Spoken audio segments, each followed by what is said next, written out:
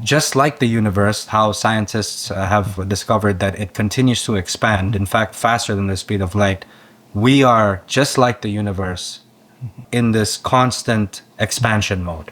That really relates to one another, doesn't it? Yes, it does. Like another way you can say that this whole universe is like a holograph. You know what a holograph is? That if any object is not a holograph, if I take a piece out of it, it'll leave an empty space here, and it'll be incomplete without this piece, and the piece will be incomplete without the main object.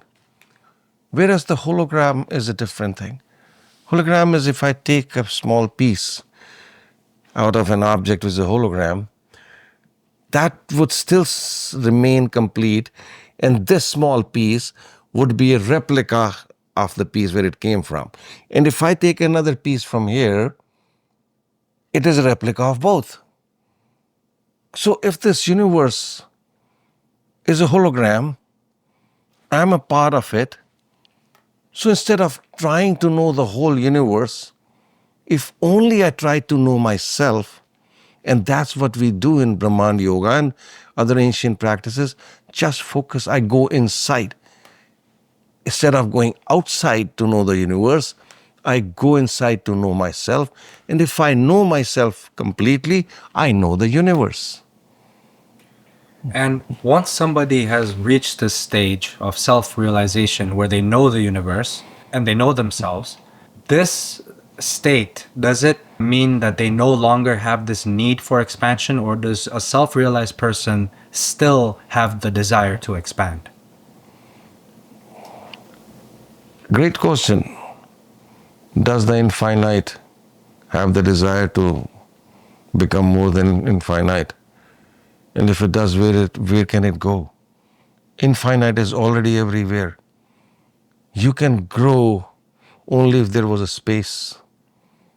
When you are infinite, where are you going to grow?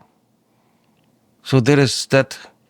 So that force that I said, innate desire, that force which is making me to go and expand, pushing me. Once you reach that state, you become infinite, then there is no force acting upon you. You are at peace. That's what I said, it's the bliss. And in that state of bliss, we no longer have desires, or do desires no longer influence us like that? Yeah, it is a different state, right? So you would still be doing if you ask like a siddha, right? What happens after self-realization? Nothing. I mean, apparently for anybody else, that person is leading the life the same way. He says, I said that like, when I'm hungry, I eat. When I'm sleepy, I sleep. Yes, but it has no influence. Like, look at a lotus flower. It becomes like a lotus flower. It grows in muddy water. But no matter how much muddy water you throw, splash on it, not a drop stays on it. It's clean. It stays in this dirty world, but it stays absolutely pure and clean in a state of bliss. If you can touch on this real quick, is self-realization a permanent state, or is it possible to fall from that state? There is nothing permanent in this universe. I'll even discuss this. The only thing permanent in this universe is change. Once you reach that state, that's why a lot of siddhas, when they do, they don't want to live in this body anymore because it becomes painful. And then above siddhas, there are arihantas, like Buddha, like my guru. They stay in this world to help others. So is that state permanent? No, because when they're interacting with negativity, they come down. But then they meditate and go back again.